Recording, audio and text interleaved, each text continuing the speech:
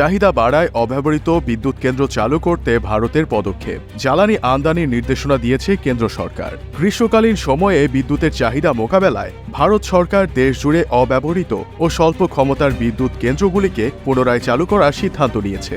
গত অর্থ বছরে দেশটিতে বিদ্যুতের ব্যবহার 8% বৃদ্ধি পেয়েছে। আসন্ন গ্রীষ্মে চাহিদা আরও বাড়বে বলে আশঙ্কা করা হচ্ছে। এই পরিস্থিতি মোকাবেলায় জরুরি ভিত্তিতে একটি বিশেষ নির্দেশিকা জারি করা হয়েছে।